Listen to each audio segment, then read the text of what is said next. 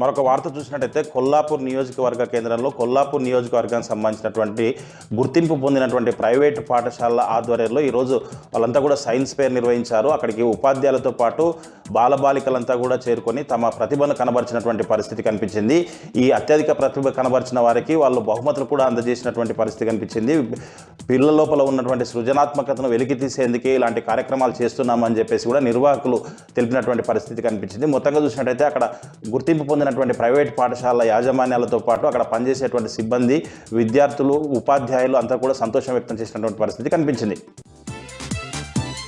మరొక వార్త చూసినట్టయితే చారకొండ మండల కేంద్రంలో జాతీయ రహదారిలో భాగంగా బైపాస్ రోడ్లో 29 మంది ఇండ్లు కోల్పోవడం బాధాకరం అని చెప్పేసి వారిని వెంటనే ప్రభుత్వం ఆదుకొని ఇండ్లు నిర్మించి ఇవ్వాలని, ఒక్కొక్కరికి 50 లక్షల చొప్పున నష్టపరిహారం అందించాలని సిపిఎం జిల్లా కార్యదర్శి మగ్దం పర్వతాలు ప్రభుత్వాన్ని డిమాండ్ చేశారు. బాధితులతో కలిసి ఈరోజు నాగర్ కర్నూల్ కలెక్టరేట్ ముందు వాళ్ళు ధర్నాకు దిగినటువంటి పరిస్థితి కనిపించింది. మొత్తంగా చూసినట్టయితే బాధితులను ప్రభుత్వం అన్ని విధాలా ఆదుకోవాలని, లేని పక్షంలో సిపిఎం పార్టీ బాధితుల పక్షాన ఎంతకైనా పోరాటం చేస్తుందని చెప్పేసి సిపిఎం జిల్లా కార్యదర్శి మగ్దం పర్వతాలు ప్రభుత్వాన్ని హెచ్చరించినటువంటి పరిస్థితి కనిపించింది.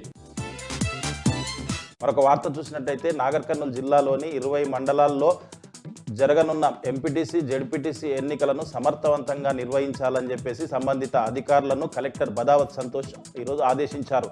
కలెక్టరేట్ సమావేశ మందిరంలో ఈరోజు సహాయ రిటర్నింగ్ అధికారులకు శిక్షణా తరగతులను ఏర్పాటు చేశారు. ఈ శిక్షణా తరగతులకు అదనపు కలెక్టర్లు అమరేందర్ దేవ సహాయంతో పాటు ముఖ్య అతిథిగా కలెక్టర్ పాల్గొని వాళ్లకు దిశానిర్దేశం చేశారు.